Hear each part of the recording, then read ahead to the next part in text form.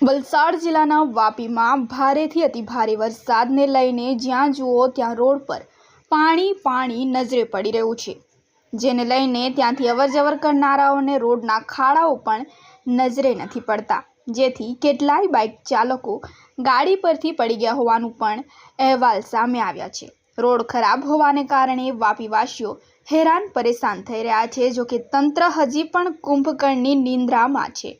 વાપીમાં ભારે વરસાદ વરસી રહ્યો હોય જેના કારણે અનેક વિસ્તારમાં પાણી ભરાયા છે। વાપીમાં રેલવે અંડરપાસમાં પાણી ભરાતા હર કોઈ ટ્રાફિકમાં વાપીવાસીઓ ફસાયા હતા। જો કે રેલવે અંડરપાસ બનેલો પાણીનો નિકાલ હજુ સુધી થઈ રહ્યો નથી અને બીજા અંડરપાસ બનાવવાનું કામગીરી ચાલુ છે।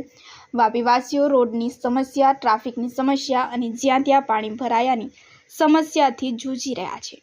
વાપીમાં રાત્રે 12 વાગ્યાની સવારના 4 વાગ્યા સુધીમાં 4 કલાકમાં 116 મીમી જેટલો વરસાદ વરસ્યો હતો। વાપીના આઝાદનગરમાં પાણી ભરાયાની વાત કરીએ તો આઝાદનગરમાં ભારે વરસાદને કારણે લગભગ અડધા વાહનો પાણીમાં ડૂબી ગયા છે, તો બીજી બાજુ વાપી રેલવે સ્ટેશન રોડ પર પાણી ભરાયા છે।